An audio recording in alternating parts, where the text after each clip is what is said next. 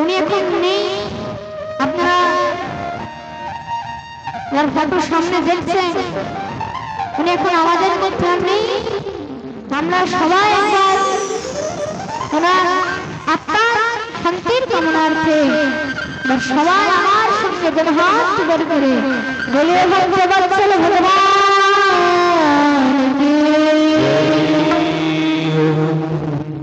আমরা সবাই চাইবো যেন তিনি এখন সভা গমন করেন এবং তিনি যখন শ্রীমতী রাধারানীর শ্রী চরণের মধ্যে যান এবং তার জন্য এত দিব্য ভাগবত হয়েছে, দিব্য অনুষ্ঠান এখানে হচ্ছে, এটা দেখেই বোঝা যাচ্ছে যে তিনি কত ধার্মিক মানুষ ছিলেন। দেখুন এত লোকজনের সেবা হয়েছে এখানে, একদম উদয়স্ত ভুবন মণ্ডল নাম চলছে, হরিনাম চলছে এবং এখন রাত্রের মধ্যে দিব্য সমাজ ভাগবত পাঠ এখানে আয়োজিত হয়েছে। এটা দেখেই বোঝা যাচ্ছে হ্যাঁ তিনি কত ধার্মিক মানুষ। তার জন্য একবার সবাই প্রেম সে বলে রাধে রাধে রাধে রাধে।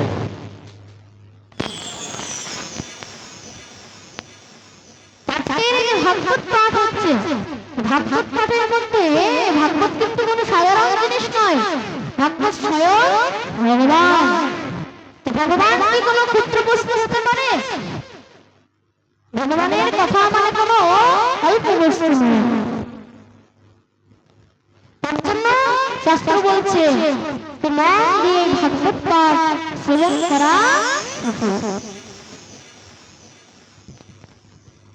দেখুন আমরা এখন সেই কুসুমান ভাগবত পাঠ শ্রবণ করেছি এবং ভাগবতের মধ্যে আমরা যখন শ্রবণ করলাম 12টি স্কন্ধ রয়েছে, 12টি স্কন্ধই কিন্তু ভগবানের 12টি অঙ্গার। এটা দেখেই প্রমাণ হয়ে যাচ্ছে ভগবান আর অন্য কেউ নয়, ভগবান স্বয়ং ভাগবত রূপে এখানে বিদ্যমান হয়ে রয়েছে এবং ভগবানের সামনে যারা হাত তুলবে ভগবান কিন্তু তাদের হাত তাড়াতাড়ি টেনে নেবে, যারা হাত তুলবে না তাদেরকে আর ভগবানও ধরবে না।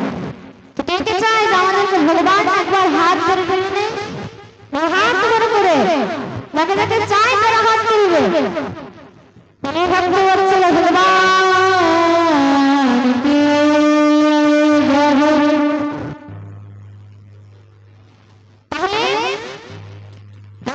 কোথায় ছিলাম?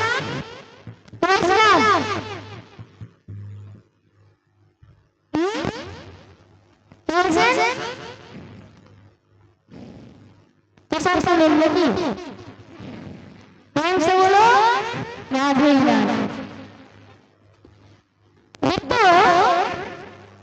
ভগবানের এখানে গুণগান করতে বলছে, গুণগান কমন করতে বলছে।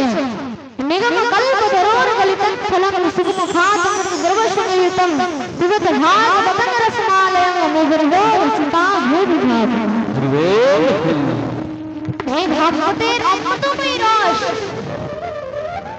জীবদেরকে সবসময় মোহরহ বারবার আস্বাদন করতে বলছে। কেন? এই ভাগবতের কথা, এই হরি কথা এগুলো কিন্তু নিত্য নতুন। দেখবে যখনই ভাগবত শ্রবণ করবে তখন একবার কিন্তু মনে হবে না আরে আমি তো একবার শ্রবণ করেছি আর কিসের জন্য শ্রবণ করব, এরকম কারো মনে হয় কি? কেন? যখনই ভাগবত শ্রবণ করা হয় ভাগবতের মধ্যে কোনো নিত্য নতুন রুচি জাগ্রত হয়। যত ভাগবত শুনবে তত আরো রুচি জাগ্রত হবে। ভাগবতের কথা হচ্ছে নিত্য নবীন নতুন, তার জন্য ভগবানের একটা নামই হচ্ছে নবী। এখানে ভগবানের বর্ণন করা হয়েছে যে ভগবানের কোনদিন আজ পর্যন্ত জন্ম এবং শাস্ত্র বলছে সে ভগবানকে বেশি ফুরফুরে যেও না, ভগবানকে একমাত্র করে। ভগবানকে যত বেশি বুঝতে যাবে তত কিন্তু ভ্রম উৎপন্ন হয়, ততই মাথা ঘুরতে থাকবে, ভ্রমিত হয়ে যায় মানুষ, পাগল হয়ে যায়। যারা দেখবে বেশি একটু ভগবানকে বুঝতে যায় তারা কিন্তু পাগল হয়ে যায়।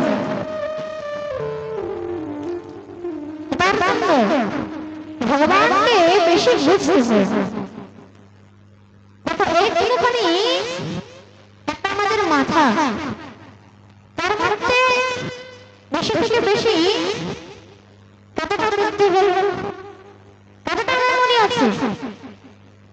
1 GB, 2 GB, 2.5 GB, 5 GB। যেমন মোবাইলের মধ্যে এটা হয় না, মোবাইলের মধ্যে 1000 GB, 2000 GB এখন হচ্ছে। আমাদের এই মেমোরির মধ্যে কতটা ক্যাপাসিটি থাকবে? আপনি এতটুকুখানি একটা বুদ্ধির মধ্যে কতজনের ফোন নাম্বার মনে রাখতে পারবেন? 50 জন, 100 জন, 200 জন, তার বেশি পারবেন?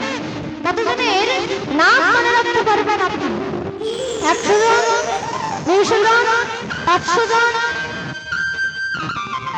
তার বেশি পারবেন? এইটুকুখানি যদি বুদ্ধির মধ্যে বেশি লোড দিয়ে দাও তাহলে কি হবে? বুদ্ধি হ্যাং হয়ে যায়। যেমন মোবাইল হ্যাং হয়ে যায়, যখন বেশি ওভারলোড হয়ে যায়, দোকানের মধ্যে যাও তখন কি বলে দোকানদার? ডিলিট করো, খালি করো বলে তো। কেন? এখন মেমোরি ওভারফুল হয়ে গেছে, এখন মোবাইলও কিন্তু হ্যাং হয়। সেরকম যদি বেশি বুদ্ধির মধ্যে লোড দাও তাহলে কি হবে? বুদ্ধিও কাজ করা বন্ধ করবে। তাহলে ভগবানকে কতটা বুঝবে? যতদূর আমাদের ক্যাপাসিটি রয়েছে, ক্যাপাসিটি কতদূর? যতদূর শাস্ত্র বলছে। আর শাস্ত্র বলছে ভগবানকে বেশি দেখা লেগাতে যেন ভগবানকে সত্যের মধ্যে দর্শন করে, সত্যম পরম ধীমহি। ভগবানকে একমাত্র সত্যের মধ্যে দর্শন করে। হিন্দু ধর্ম, সনাতন ধর্ম, ভাগবত ধর্ম হচ্ছে একটা এমন ধর্ম যেখানে সত্যের উপদেশ করা হয়েছে। তাকে ধরে থাকো, সত্যকে ধরে থাকো। জানো তুমি সত্যকে ধরে আছো মানে ভগবানকে ধরে আছো। তুমি সত্যকে ধরে থাকো মানে ভগবানকে ধরে আছো। আর যেখানে সত্য আছে সেখানেই ভগবান আছে। সত্যং পরম ধীমহি। এখানে নিগমরূপী কল্প বৃক্ষের পাতা ফল সেটি হচ্ছে কিন্তু দিব্য শ্রীমৎ ভাগবত। নিগম কল্প তরুণ ললিতং ফলঃ।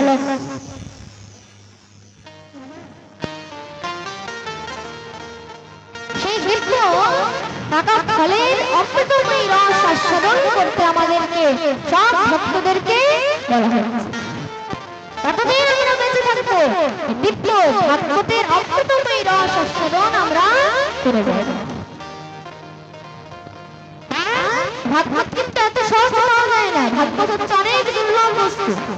শাস্ত্র বলছে দুর্লভৈব কথাম লোকে শ্রীমদ্ ভাগবতো ভবা কোটি জন্ম সমুথেন পুণ্যেনৈব কুলভ্যতে। ভাগবত যখন কোটি জন্মের পুণ্য, এক জন্ম নয়, 2 জন্ম নয়, সব জন্ম নয়, যখন কোটি জন্মের পুণ্য যখন একত্রিত হয় তখন কি এই ভাগবতের ভাগবত শ্রবণের অধিকারী হওয়া যায়। ভাগবত কিন্তু এত সহজে পাওয়া যায় না। এই ভাগবতের জন্য কিন্তু দেবতারাও পর্যন্ত লালায়িত হয়ে রয়েছে। তার জন্য শাস্ত্র বলছে এখন আমরা মানুষ রূপে জন্মগ্রহণ করেছি এই ধরাধামের মধ্যে। এই ধরাধামের মধ্যেই কিন্তু একটা ভাগবত সুলভ রয়েছে। তার জন্য যেখানেই ভাগবত পাবে সেখানেই ভাগবতের অমৃতময় রস আস্বাদন করতে হবে। মুহুরহো রসিকা ভূমি ভাবে। বারবার করে যাও ঋষিমুনিগণ বলছে যত ভাগবত শ্রবণ করবে, ভাগবতের আশ্রয় নিয়ে থাকবে, ততই এই যে মনের মধ্যে নোংরা রয়েছে এটা পরিষ্কার হয়ে যাবে। দেখুন ভাগবতে নোংরা কিন্তু একদিনে পরিষ্কার হয় না, একবারে পরিষ্কার হয় না, সে হয়তো ক্রমে ক্রমে বিকাশ হয়ে যাবে। তার জন্য সবসময় হরিনামের মধ্যে লেগে থাকতে হবে। এখানে ঋষিগণ বলছেন যে সনকাদি ঋষি আছে, সনকাদি ঋষি কিন্তু 24 ঘন্টা সেখানে হরিনাম করছেন এবং ভাগবত শ্রবণ করছেন। এখানে হরিনাম সবসময় করা উচিত। তা আসুন আমরা সকলে মিলে একবার দেখবো হরিনামের আনন্দ নিয়ে, তাই তো সবাই আনন্দ নেব, তারপর আবার কোথায় দেব।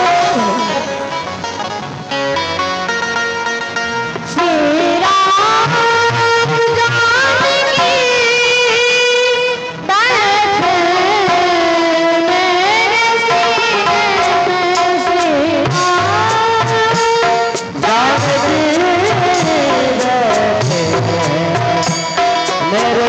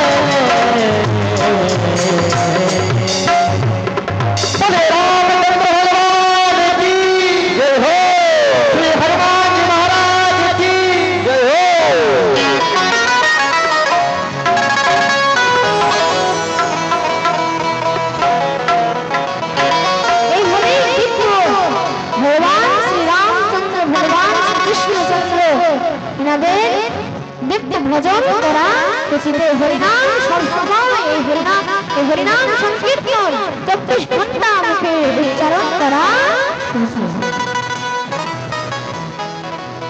হরিনাম যত করবে তত আনন্দ আরো আনন্দ লাগছে তো সবার হরিনাম কার কার লাগছে হাত করে হরিনাম চন্দ্র ভগবান কি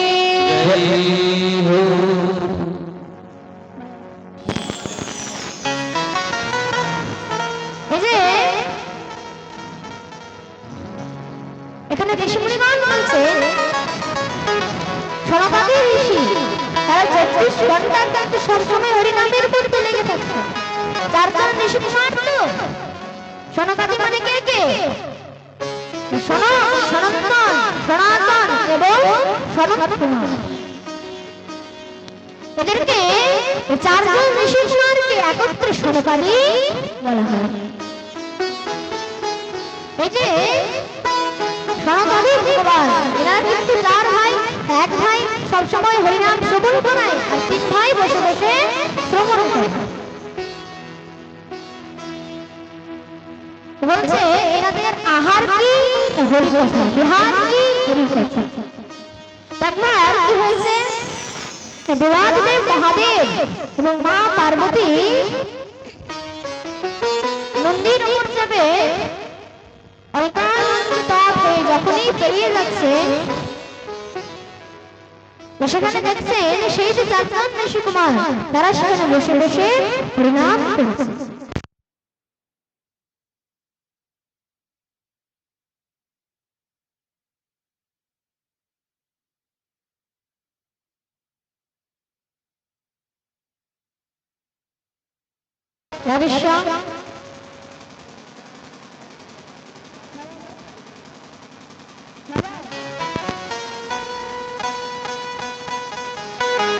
আমরা দিব্য হরিনামের এখন রস আস্বাদন করছি।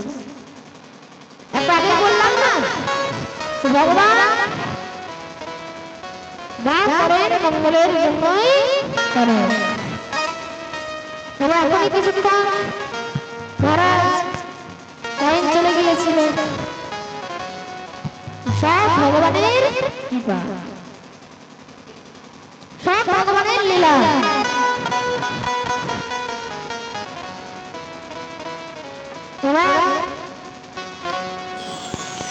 সেই যে মা পার্বতী এবং দেবাদিদেব মহাদেব রাস্তা দিয়ে যাচ্ছেন,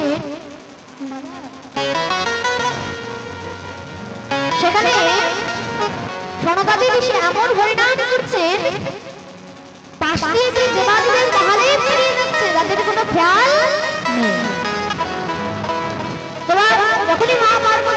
সে তো সৌভাগ্যিত হয়ে গেছে।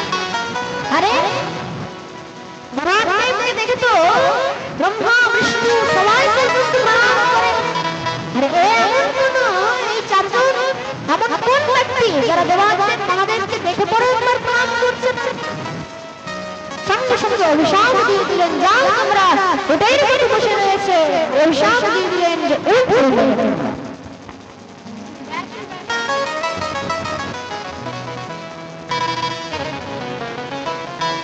যখন অভিশাপ দিয়ে চলে গেছে, কিন্তু দেবাদেব মহাদেব কিন্তু কিছু বলেনি যে তুমি কিছু খারাপ করেছো না ভালো করেছো। দেবাদেব মহাদেব শুধু হেসে হেসে চলে গেছে। কেন? দেবাদেব মহাদেব দেখছেন যে দেখো জবাব আমাকে দিতে হবে না, জবাব ঠিক সময় দেবে।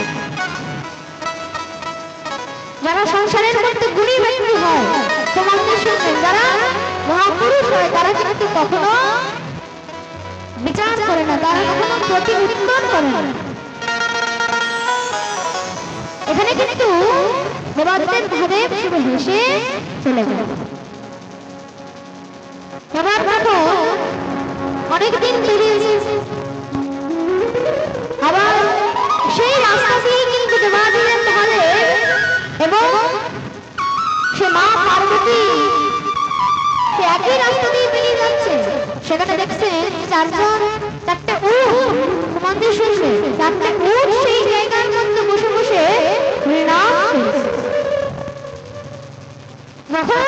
দেবাদেবকে বললেন, হে নাথ দেখো কি আশ্চর্য, এখানে চারটে উট বসে বসে হরিনাম করছেন, হরিকথা করছেন, শাস্ত্র চর্চা করছেন।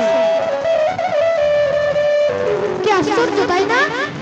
আচ্ছা হে দেবী, তুমি এদেরকে চিনতে পারছো না? না প্রভু, আমি তো চিনতে পারছি না। আচ্ছা মনে আছে অনেক বছর আগে যখন তুমি এই রাস্তা দিয়ে যাচ্ছিলে আর সেখানে চারজন ঋষিমান হরিনাম করছিল, তুমি ওদেরকে অভিশাপ দিয়ে উট বানিয়ে দিয়েছিলে এবং সেই চারটি উটই তখন থেকে আজ পর্যন্ত হরিনাম করেই যাচ্ছে। তখন থেকে হরিনাম করছে, কিন্তু আমি তো সে কবে দিয়েছিলাম অভিশাপ, আর সেখানে একই জায়গায় মধ্যে বসে একই স্থানে বসে তারা এখনো হরিনাম করছে। আচ্ছা হ্যাঁ, আর জানো তারা কে? তারা হচ্ছে আমার চেয়েও বড়। দেখো আমার জন্ম হয়নি, ভগবানের প্রথম অবতার হচ্ছে সেই চারজন ঋষিমান। দেখো আমার মতো জন্ম হয়নি, তখন গিয়ে সেই চারজন ঋষিমানের জন্ম হয়েছে। চারজনের জন্ম হয়ে গেছে, তারা হচ্ছে আমারও বড় ভাই, আমার চেয়েও তারা বড়। তার জন্য তুমি জলদি করে যাও আর সেই চারজন ঋষি কুমারের চরণে সেখানে অভিশাপ তাদের কাছ থেকে ফিরিয়ে নাও এবং তাদের কাছে ক্ষমা প্রার্থনা করো। বলছে প্রভু আপনি আগে কেন বলেননি? জানো আমি কেন আগে বলিনি? কারণ আমি শুধু সময়ের অপেক্ষা করছিলাম, আমাকে জবাব দিতে হবে না, জবাব সময় দেবে, ঠিক সময়ে তুমি জবাব পেয়ে গেলে। দৌড়ে গিয়ে চারজন ঋষি কুমারের চরণে পরিপাত করলেন এবং পরিপাত করে তাদের কাছ থেকে অভিশাপ ফিরিয়ে নিলেন। বলছেন প্রভু আমার খুব বড় অপরাধ হয়ে গেছে। সনকাদি ঋষি হাসছে, তোমাদের কি অপরাধ হয়েছে? আমি আপনাদেরকে অভিশাপ দিয়ে উট বানিয়ে দিয়েছি, আমার এত বড় অপরাধ হয়ে গেছে, প্রভু ক্ষমা করে দিন। দেখো তোমাদের কোনো অপরাধ হয়নি, তোমরা তো সবসময় আর জানো না যে আমরা সবসময় হরিনামের মধ্যে রয়েছি। তার জন্য এখন আমরা উট হই, ছাগল হই, বিড়াল হই, কুকুর হই, আমরা যাই হয়ে যাই না কেন আমাদের তার মধ্যে কোনো যায় আসে না। কেন? আমাদের আহার হচ্ছে একমাত্র হরিকথা, বিহার হচ্ছে একমাত্র হরিকথা। তার জন্য আমরা সংসারের মধ্যে হরি কথা করছি না, আমরা শুধু প্রসঙ্গ করছি, তাই তো? আমরা দেখুন নিজে মনটা আমাদের পরিষ্কার নেই, তার জন্য বাইরের লোকদেরকে আমরা ভালো করে দেখতে পাচ্ছি না। তাদের মনের মধ্যে আমরা ভাবছি যে অনেক নোংরা রয়েছে, কিন্তু আমাদের নিজের মনে কোনো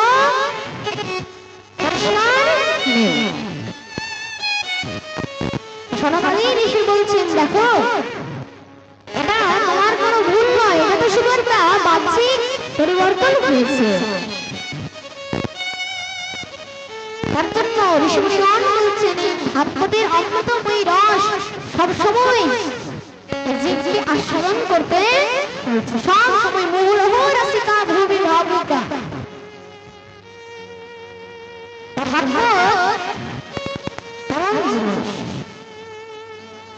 তখন কারো মনের মধ্যে ময়লা রয়েছে।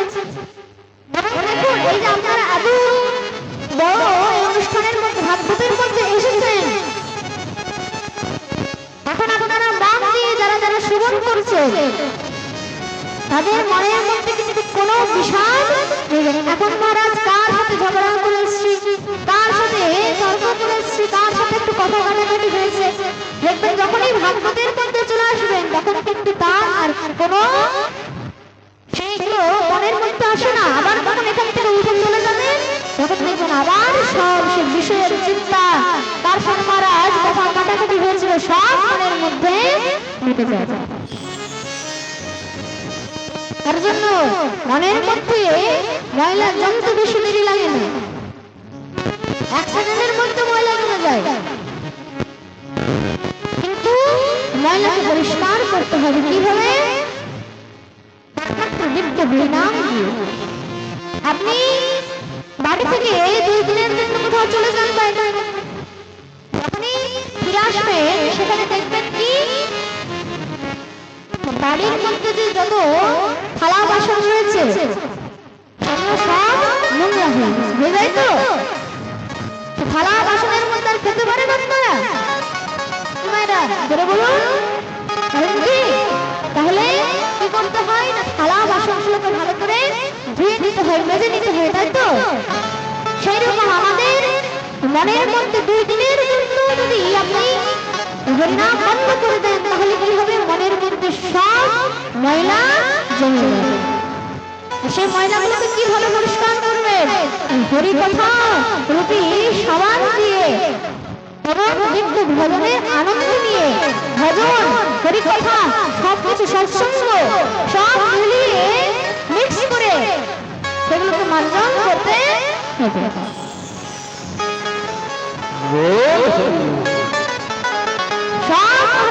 মনের মধ্যে যখনই পরিকল্পনা আসবে তখনই নিত্য নতুন রুচি জাগ্রত হবে।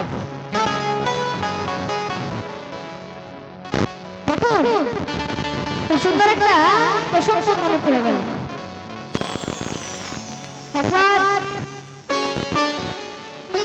শহরের মধ্যে কোন নতুন বিবাহিত হয়েছে, মানে নতুন বিয়ে করে এসেছে, স্বামী স্ত্রী মিলে ঘর ভাড়াভুজি করছে, তো সামনে দেখলেন একটা ভাড়া ঘর রয়েছে। ভাড়া ঘরের মধ্যে সেখানে কিছুদিন পরে সেখানে থাকতে লাগলেন। যখন থাকছে অনেকদিন হয়েছে, সেই যে স্ত্রী ছিল, স্ত্রী প্রতিদিন যে বাড়িতে ছিল তার যে জানালাটা ছিল, জানালা দিয়ে কিন্তু পাশের বাড়িটা দেখা যেত। জানালা দিয়ে প্রতিদিন দেখে যে পাশের বাড়ির ব্যালকনির মধ্যে স্ত্রী সেখানে কাপড় কাচ্ছে, কাপড় কাছে মেলছে, কিন্তু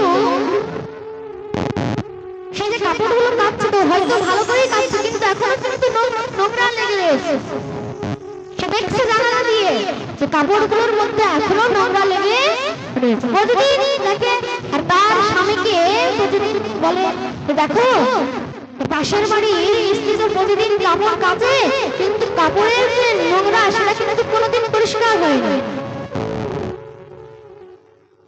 স্বামীকে প্রতিদিন বলে। একদিন কি করেছে, যখন নতুন যে স্ত্রী আছে সেই স্ত্রী যখন বালকনির মধ্যে সেখানে জানালা দিয়ে দেখছে পাশের বাড়িতে দেখছে অন্যদিনও তো কাপড় কাচে কিন্তু এত নোংরা লেগে থাকে, আজকে কাপড় কেচেছে এবং বালকনির মধ্যে মেলেছে কিন্তু আজকে তো অনেক পরিষ্কার লাগছে কাপড়টা কেন? তার স্বামীকে বলছে, দেখো স্বামী না, অন্যদিন তো আমি দেখি জানালা দিয়ে এত প্রতিদিন কাপড় কাচে কিন্তু কাপড়ের মধ্যে অনেক নোংরা লেগে থাকে, আজকে কাপড় কাচেছে এত পরিষ্কার লাগছে, তাহলে মনে হয় আজকে একটু ভালো করে কেটেছে। কারণ না না, সে তো প্রতিদিন যেমন কাচে সেরকমই কেটেছে, সে প্রতিদিন ভালো করেই কাচে। তুমি যে জানালার মধ্যে দেখছো এই জানালাটা কিন্তু অন্যদিন নোংরা থাকে, আজকে আমি ভালো করে কাপড় দিয়ে পরিষ্কার করে দিয়েছি, তার জন্য তুমি পরের স্ত্রীর যে শাড়িটা রয়েছে কাপড়টা রয়েছে তাকে ভালো করে পরিষ্কার দেখতে পাচ্ছ। কেন? সে প্রতিদিনই ভালো করে কাচে কিন্তু জানালাটা পরিষ্কার ছিল না, নোংরা ছিল বলে তুমি ভালো করে দেখতে পারলে না। আজকে যখন আমি পরিষ্কার করে দিয়েছি জানালাকে, তুমিও আজকে পরিষ্কার দেখছো। সেই রকম আমাদেরও যদি মনের মধ্যে একটু নোংরা লেগে থাকে তাহলে আমরা পরের জন্য কিন্তু সেই রকমই খারাপ ভাববো, কিন্তু যদি আমাদের মনকে একদম হরিনামরূপী খাবার দিয়ে মার্জন করতে পারি তাহলে আমাদেরও যখন এই মন পরিষ্কার হয়ে যাবে আমরাও কিন্তু সবাইকে সব ভালো মানুষ আমরা সবাইকে ভাববো যে কি এরা হচ্ছে সব ভক্ত।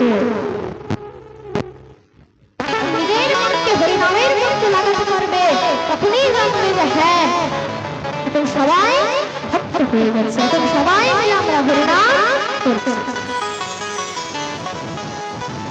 এইভাবে নিত্য শ্রীমদ ভাগবতের মধ্যে 25টি অবতারের বর্ণন করা হয়েছে। এখানে মহর্ষি বেদব্যাসের বর্ণন করা হয়েছে, মা ভগবতী সরস্বতীর বর্ণন করা হয়েছে।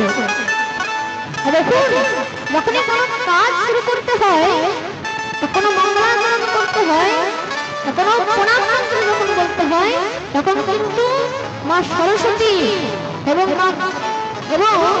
শ্রী গণেশ এবং ভগবান সে হরির নাম নিয়ে কিন্তু করা তার জন্য যে মা সরস্বতী কে? মা সরস্বতী হচ্ছে বাগ দেবী, মানে কি বাণী, সেই বাণীর বাগ দেবী হচ্ছে মা সরস্বতী। তার জন্য মা সরস্বতী শ্রী গণেশ এবং ভগবান শ্রী হরির নাম উচ্চারণ করে কোনো কিছু করা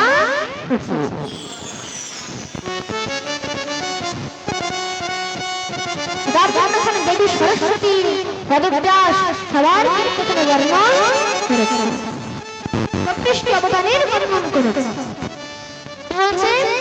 নারায়ণং নমস্কৃত্যং নরং চৈব নরোত্তমং দেবীং সরস্বতীং ব্যাসং ততো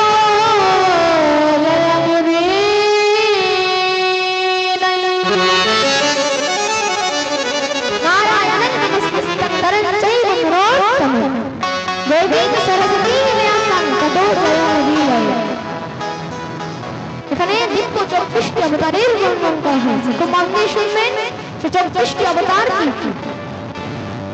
প্রথম অবতার হচ্ছে সনকাদি। সনকাদি এই যে একটু আগেই যাচ্ছে নাম করছিলাম যে চারজন ঋষির কুমার সনন্দন, সনাতন এবং সনত কুমার, এই চারজনকে একত্রে সনকাদি বলা হয়। এই সনকাদি হচ্ছে ভগবানের প্রথম অবতার। মনে থাকবে তো? মনে থাকবে তো? তারা জিজ্ঞাসা করবো কিন্তু বলতে পারবে?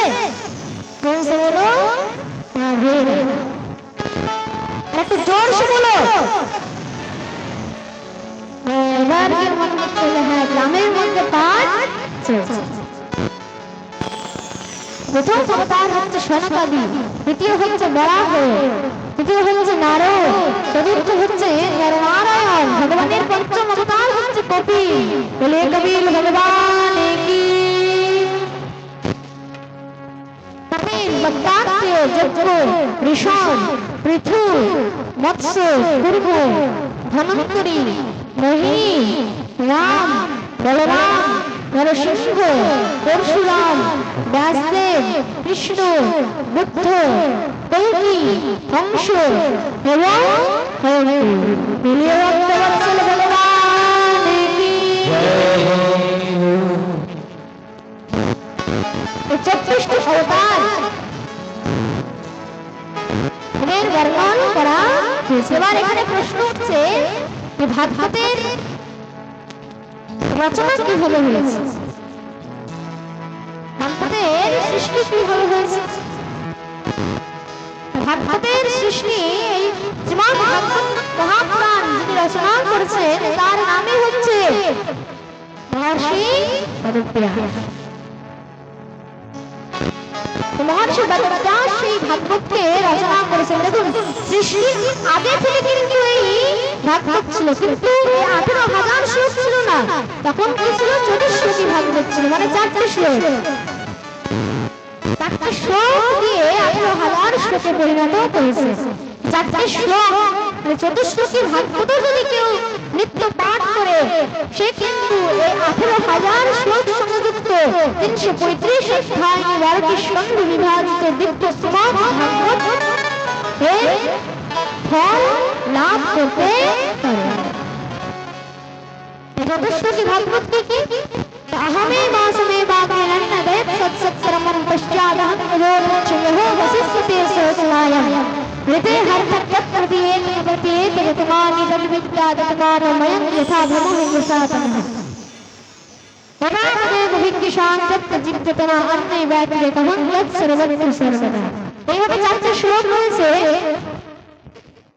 এই 4টে শ্লোককে 24টি ভাগবত বলা হয় এবং ভগবান 24টি ভাগবতকে ব্রহ্মাকে দিয়ে প্রদান করেছিলেন এবং ব্রহ্মা কিন্তু নিজ পুত্র নারদকে এটি প্রদান করেছিলেন। নারদ মহর্ষি বেদব্যাসকে প্রদান করেছিলেন এবং মহর্ষি বেদব্যাস এই ভাগবতকে 18,000 শ্লোক 335 অধ্যায় 12টি স্কন্ধের মধ্যে বিভাজিত করলেন। নামকরণ দিলেন কি? শ্রীমদ্ ভাগবত মহাপুরাণ। বলে ভাগবত ভগবান কি।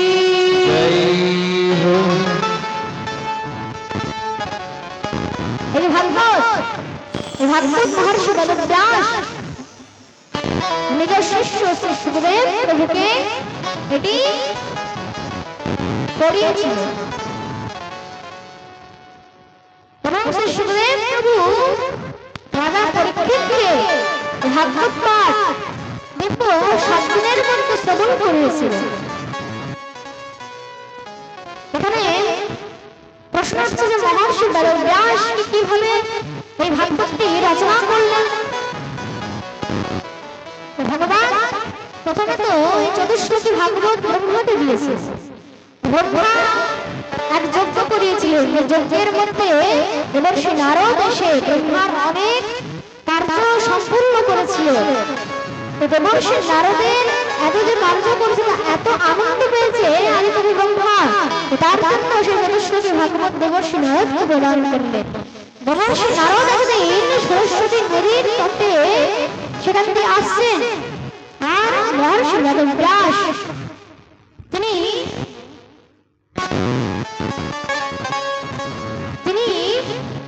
জীবের উদ্ধার করতে অনেক গ্রন্থ, অনেক শাস্ত্র রচনা করেছে। প্রথমে তো 4টি বেদ রচনা করেছিলেন মহর্ষি বেদব্যাস। কি? ঋক, সাম, যজু এবং অথর্ব। এই 4টি বেদ রচনা করলেন। তারপর তার পিতা সহ 17টি পুরাণ রচনা করলেন। 17টি পুরাণ রচনা করার পরে সব থেকে বড় ইতিহাস মহাভারত রচনা করলেন, কিন্তু তারপরেও কোনো মনের মধ্যে শান্তি আসেনি। সে এখন চিন্তা করছে যে উদ্ধার বলতে এখন কি রচনা করা যায়। সে নিজের আশ্রমের মধ্যে বসে চিন্তা করছে।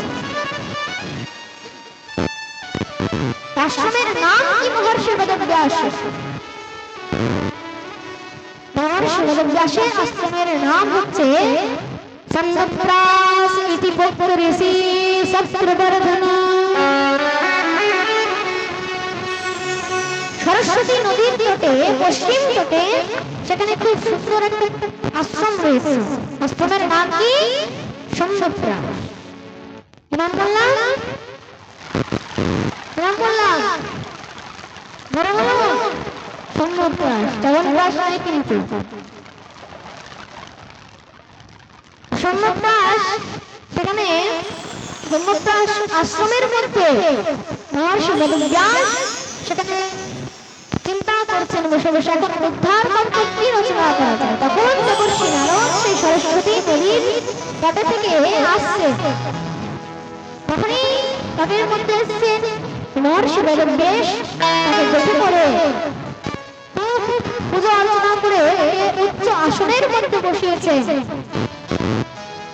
দেবর্ষি নারদ বলছে, তোমাকে এত চিন্তিত কেন লাগছে? তুমি এত চিন্তায় কেন রয়েছে?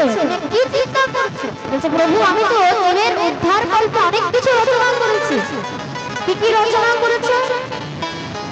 পুরো লিস্ট বলে দিলে। 4টি বেদ রচনা করেছি, 17টি পুরাণ রচনা করেছি, সবথেকে বড় ইতিহাস মহাভারত রচনা করেছে, কিন্তু এখনো নিজের মনের মধ্যে কোনো শান্তি পায়নি। দেখো, আজ পর্যন্ত সংসারের মধ্যে কোন শাস্ত্রে যদি ভগবান শ্রীকৃষ্ণের লীলায় যদি বর্ণন না থাকে, তখনই কিন্তু তোমার মনের মধ্যে আনন্দ আসবে না, সবসময় চিন্তা হয়ে থাকে। প্রভু ভগবানের লীলা রচনা করার জন্য তো ভগবানের কৃপার প্রয়োজন। ভগবানের কৃপা কি করে পাবো? বলছে ভগবানের কৃপা পেতে হলে ভগবানের ভক্তের কৃপা পাওয়া সম্ভব। যখনই বলেছেন মহর্ষি বেদব্যাস, সঙ্গে সঙ্গে একদম দেবর্ষি নারদের চরণে পড়ে গেল। আরে কি করছো? বলছে প্রভু আপনার থেকে বড় ভক্ত এই সংসারের মধ্যে আর কাকে পাবো? যখন দেবর্ষি নারদ বলছে, না বাবা এটা তুমি ভালো কাজ করেছো, আমি বললাম আর আমাকে ধরে নিয়েছে, ঠিক আছে। তখন দেবর্ষি নারদ তাকে চতুষ্পদী ভাগবত প্রদান করলেন। এই ভাগবত, চতুষ্পদী ভাগবত আমাকে আমার পিতা আমি তাকে ব্রহ্মা আমাকে প্রদান করেছিলেন, আর এই চতুষ্পদী ভাগবত আমি তোমাকে প্রদান করছি। এই চতুষ্পদী ভাগবত থেকে তুমি একটা গ্রন্থ রচনা করো, যার মধ্যে 18,000 শ্লোক, 335 অধ্যায় এবং 12টি স্কন্ধ থাকবে। প্রভু ঠিক আছে, রচনা করলেন 335টি অধ্যায়, 12টি স্কন্ধ, 18,000 শ্লোক রচনা করলেন এবং তার নামকরণ কি দিলেন? শ্রীমদ্ ভাগবত মহাপুরাণ। দেখতে দেখতে মহর্ষি বেদব্যাস তার নিজের পুত্র শিশুদেব প্রভুকে ভাগবত পাঠ শ্রবণ করেছে। আসুন আমরা সকলে মিলে একটা হরিনামের ভজন নিয়ে হরিনাম করে আবার কথার মধ্যে প্রবেশ করতে সবাই করে হাত করে করে বলিয়ে ভক্ত বৎসল ভগবান কি সবাই আনন্দ নেবেন তো হরিনামে? কে কে আনন্দ নেবেন?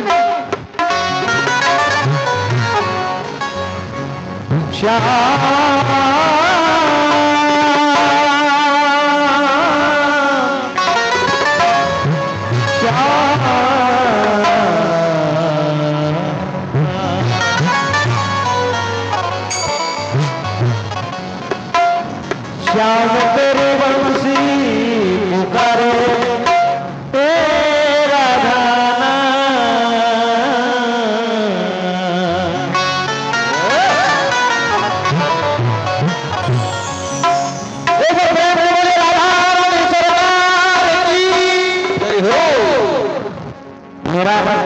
कितना दूर तक जा रही है कि नहीं? आप लोगों का आवाज ही नहीं आ रहा है, पता नहीं। जोर का प्रेम से बड़े भाग में बड़े राधा वाली सरकार की जय हो। श्याम तेरी बंसी कन्हैया तेरी बंसी पुकारे राधा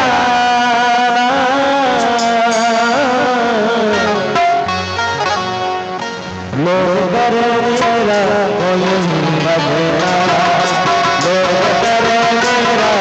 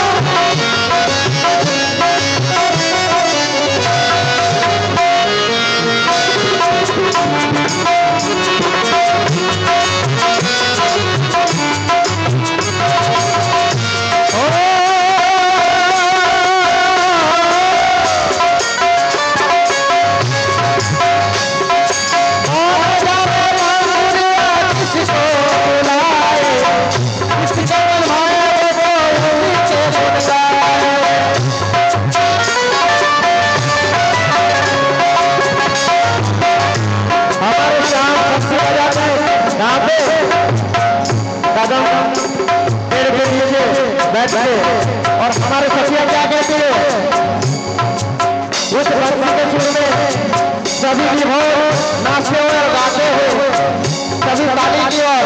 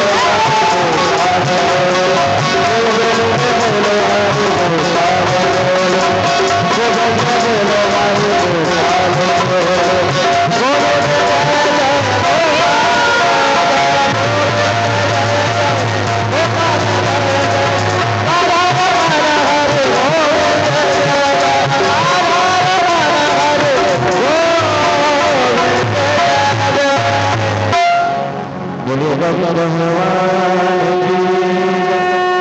एक बार जोर से सुनना चाहूंगा मैं, सभी का आवाज ऐसा ऐसा आवाज फैलिए, मतलब पूरे वृंदावन तक भी आवाज जाना चाहिए सभी का। हाँ ठीक है ना, सब रेडी है? हाँ बोलिए राधा रानी सरकार की जय जय।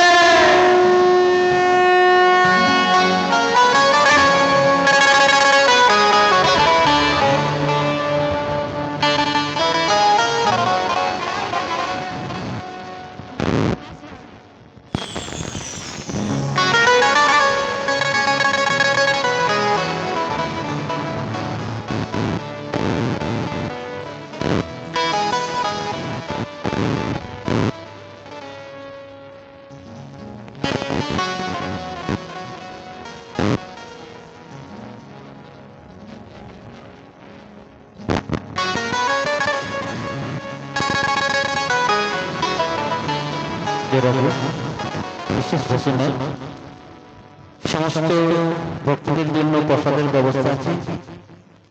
পরিবার সকল ভক্তের জন্য প্রসাদের ব্যবস্থা রেখেছে। আর বেশি কথা হবে না, একটা কথা করে সবাই প্রসাদ গ্রহণ করে তারপরে কথা হবে।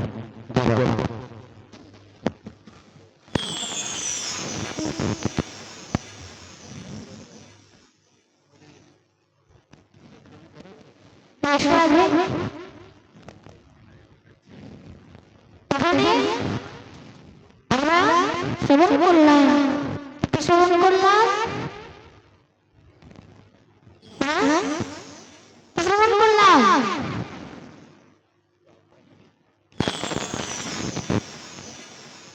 এখানে মহারাজ মহর্ষি ব্যাস বিজ্ঞ শ্রী সুখদেব প্রভৃতি কথা শ্রবণ করলেন এবং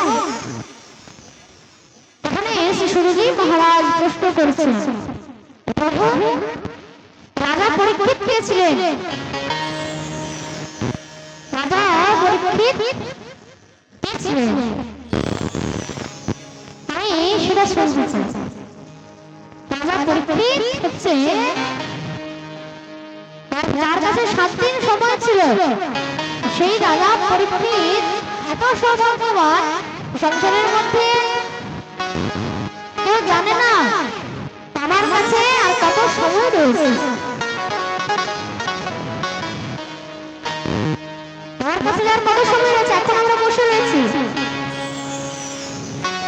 আর কিছুক্ষণ পরে থাকবো কিনা তার কোনো গ্যারান্টি। এখন আমরা এখানে সুন্দর ভাগবত পাঠ শ্রবণ করছি, তাই তো? 2 মিনিট পর থাকবো কিনা তার কোনো গ্যারান্টি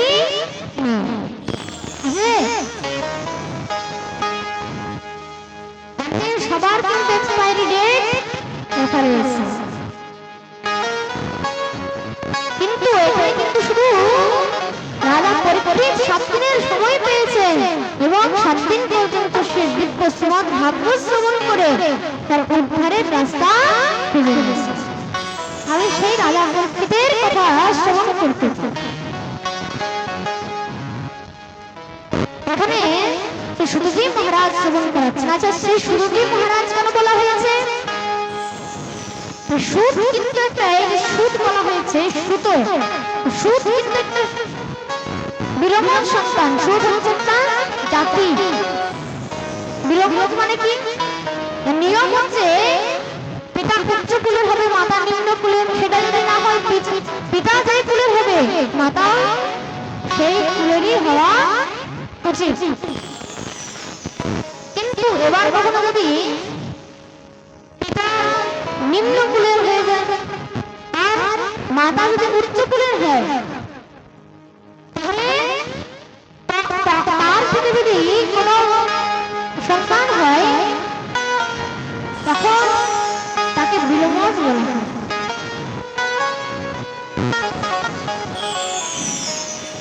এবং সে বিলম্বন শ্রী সুরজি মহারাজকে এখানে পাঠ শ্রবণ করাচ্ছে।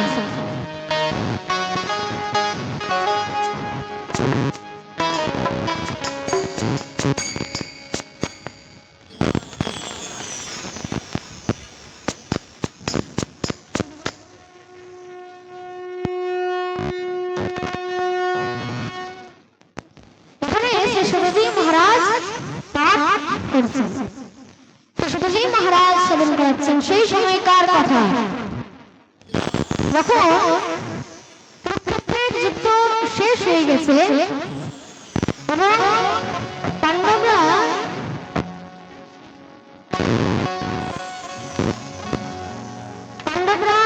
জয়লাভ করেছে এবং কৌরবরা হেরে গেছে, সেখানে দুর্যোধনের যথা ভেঙে দিয়েছে বিকলের ভিড়। দেখো সে দুর্যোধন মৃত্যু সজ্জার মধ্যে পড়ে রয়েছে, মৃত্যু সজ্জার মধ্যে পড়ে রয়েছে। দূর থেকে অশ্বত্থামা এসে সেখানে শুরু করে দিয়েছে মহারাজের জয় হোক, মহারাজের জয় হোক, মহারাজের জয় হোক। অশ্বত্থামার জয় জয়কার করছে। দুর্যোধন বলছে, আরে কুলাঙ্গার, দেখছিস না আমি এখানে মৃত্যু সজ্জার মধ্যে পড়ে রয়েছি, তুই আমার জয়গান করছিস? সংসারের মধ্যে কার না নিজের সুনাম শুনতে ভালো লাগে না? সবার ভালো লাগে, তাই তো? আপনি যতই মহারাজ খারাপ হন না কেন, আপনার সুনাম শুনতে ভালো লাগে। আপনার কাছে যদি কেউ বলে আপনি খুব বাজে লোক, আপনি খুব খারাপ লোক, আপনার শুনতে ভালো লাগবে? কি লাগবে না। কিন্তু কেউ যদি আপনার সামনে বলে দাদার মতো লোক নয়, বলো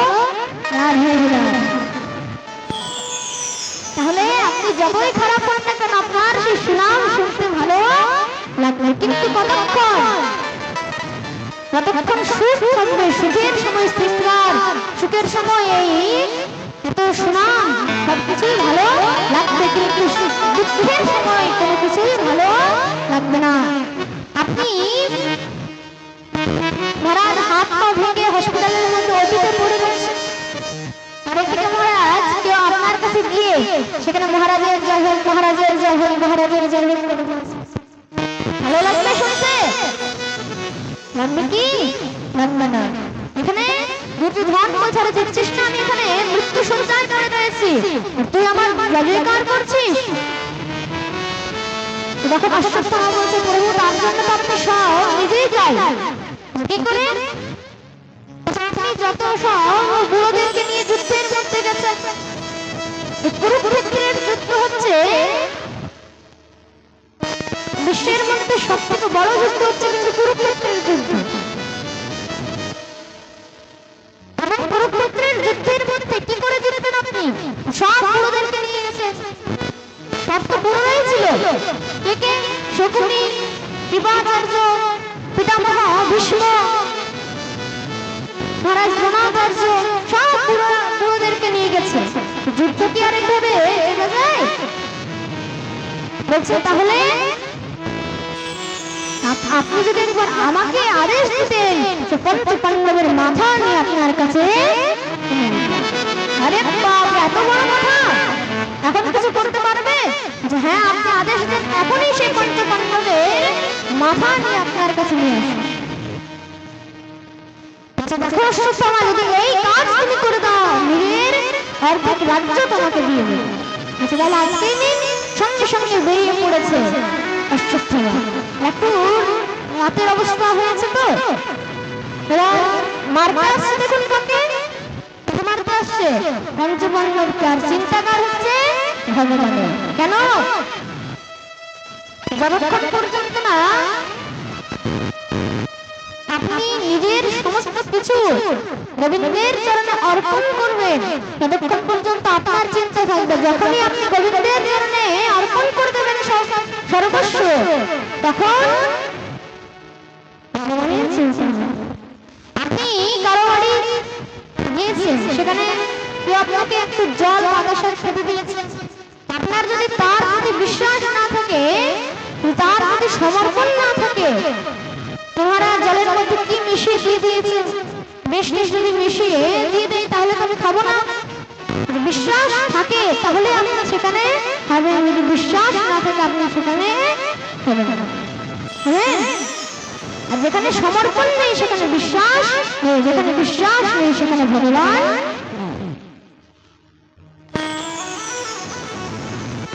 মারতে আসছে পঞ্চপাণ্ডবকে, আর ভগবানের চিন্তা হয়ে গেছে। ভগবান বললেন, দেখো একটু চলো গঙ্গার ধারে একটু বেরিয়ে আসি, ঘুরে আসি একটু।